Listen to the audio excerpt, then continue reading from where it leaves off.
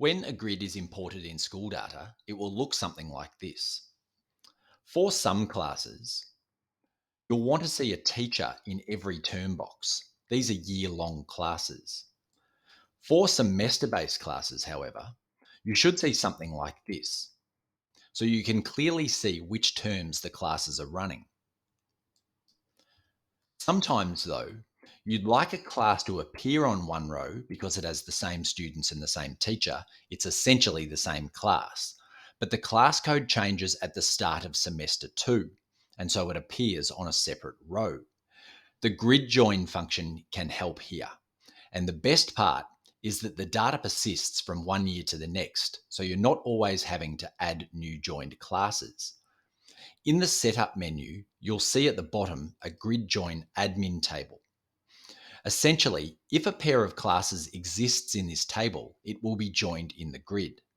Now, there are 4 ways you can join classes. You can add records to this table one by one.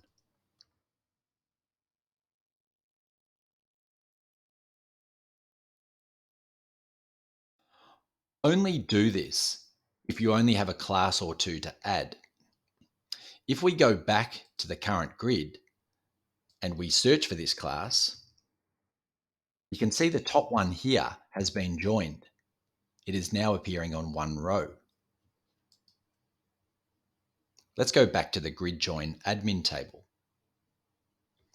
If you have to add a similar record to one already in the table, use insert and change the relevant code characters. A new record appears in the grid join admin table.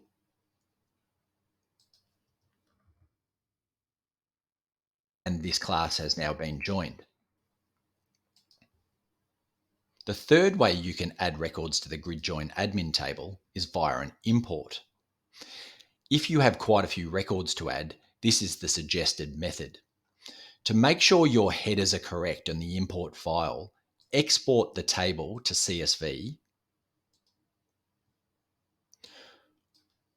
remove the records you want to leave in the table, add in the class codes of the classes you would like to join and add to the join table, save as a CSV, and use the Import from CSV button to import your table.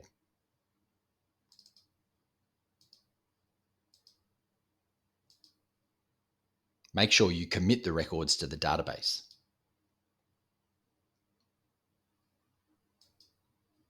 Click Done, and all of your records now appear in the grid join table. If we go back to the current grid and we search for this class, we can see that almost all of them have been added.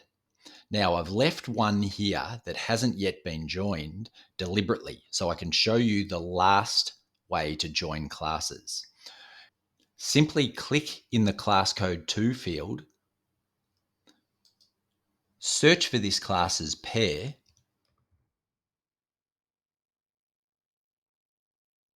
click into this cell here, press save, and the record is now joined.